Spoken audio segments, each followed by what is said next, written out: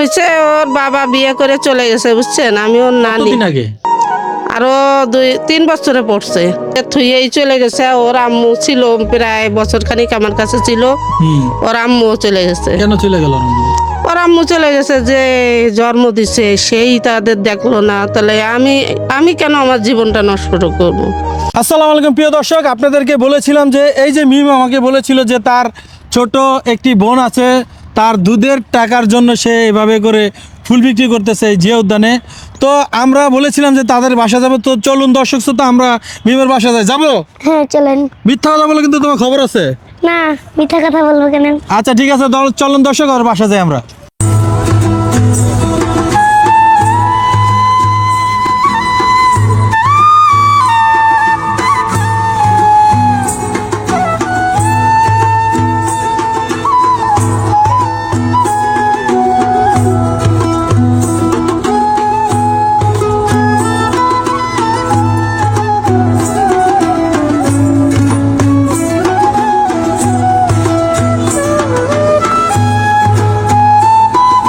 বসছি দর্শক, মিমের বাসায় বসছি।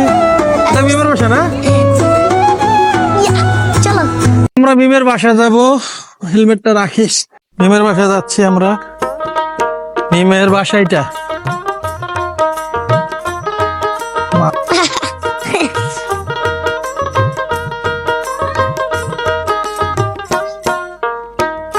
আসসালামু আলাইকুম। ওয়ালাইকুম সালাম। এটা কি আপনি নাতি? জি, আমার নাতি। হাই, কি বলেন?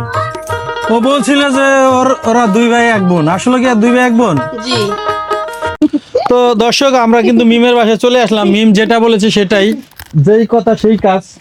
তো এই যে মিমের কিন্তু এই যে ছোট্ট একটি বোন, ওর নাম কি মিম? বিবি মরিয়ম।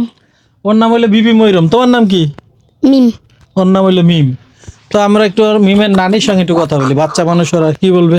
আচ্ছা বলেন তো কি হয়েছে? হয়েছে ওর বাবা বিয়ে করে চলে গেছে, বুঝছেন? আমি ওর নানি। কতদিন আগে? আরো 2-3 বছরে পড়ছে। 3 বছর হয়েছে ওর বাবা বিয়ে করে চলে গেল। জি এই এত সুন্দর সুন্দর ফুটফুটে বাচ্চা রেখে? জি, এদের থুয়েই চলে গেছে। ওর আম্মু ছিল প্রায় বছর খানিক আমার কাছে ছিল। ওর আম্মু চলে গেছে। কেন চলে গেল ওর আম্মু?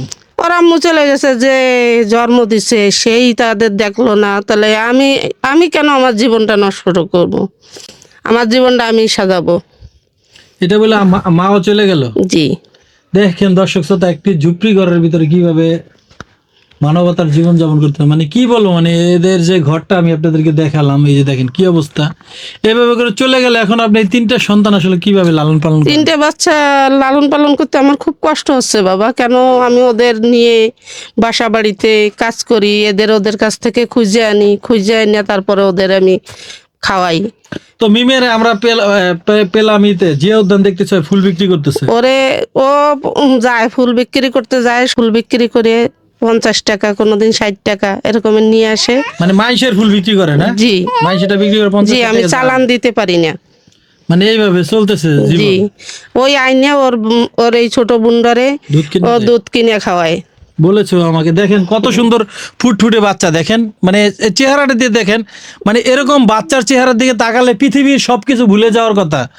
তো এই যে বাচ্চা যদি অনেকে কিন্তু তাদের সন্তান নাই, কেউ যদি এই 3টা বাচ্চার মধ্যে কোনো বাচ্চা দত্তক নিতে চান, আপনি দিবেন? না বাবা, আমি ছোট থেকে ওদের মানুষ করছি, এখনো মানুষের বাসায় কাজ করে ভিক্ষা করে হিসেবে আমি খাওয়াইতেছি। আমি বাইসে থাকা পর্যন্ত আমি দেব না। মানে এতটা মানে উনি ভালোবাসে, মার থেকে বেশি ভালোবাসে, যে তার মেয়ের 3টা সন্তান, সেই সন্তান। আপনার হাজবেন্ড আছে? আমার হাজবেন্ড আছে, আমি ওদের জন্য তারেও ছেড়ে এসছি। চিন্তা করেন, মানে নাতির জন্য হাজবেন্ডকেও ছেড়ে দিছে, মানে কেমন ভালোবাসে নাতির প্রতি। দেখেন বাচ্চাগুলো দেখেন কত সুন্দর।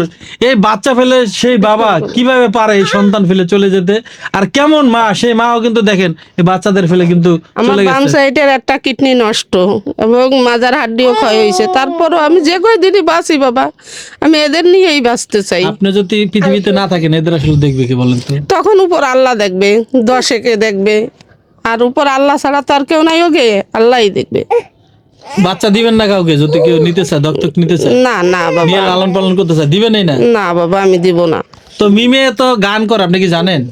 ও ছোট থেকেই গান গাইতো, নাচতো, গজল গাইতো। ওরে আমি 3 বছর পর্যন্ত মাদ্রাসায় পড়াইছি, ওকে 2 ভাই বোনই। এখন আমি খরচা করতে পারি না। ওদের যে লেখাপড়া করাইতে পারেন না? না, ওদের যে বেতন, ওই বেতনটা আমি দিতে পারি না। এখন হয় বাচ্চা নিয়ে তো বুঝেন, মানুষের চাকরি বোধহয় দেয় না, কেন বাচ্চা নিয়ে করতে পারবো না, এই জন্য দেয় না। তো ওদের নিয়ে আমি যেটুকি পারি মানুষের দরজায় খুঁজেও খাই। হ্যাঁ, অসহায়ের মতোই আমি চলতেছি। এখন আমারে যদি আপনারা কোনো সাহায্য করেন তো করতে পারেন। তো প্রিয় দর্শক, যে যেখান থেকে দেখছেন, আপনাদের সবার কাছে অনুরোধ করবো, দেখেন একজন খালা, সে তার 3টি নাতি নিয়ে এভাবে মানবিক জীবন যাপন করতেছে। মানে কতটা কষ্ট, কতটা দুঃখ নিয়ে তার যে মেয়ের জামাই, সে চলে গেছে আরেকটি বিয়ে করে, তার মেয়েও চলে গেছে এই সন্তান ফেলে।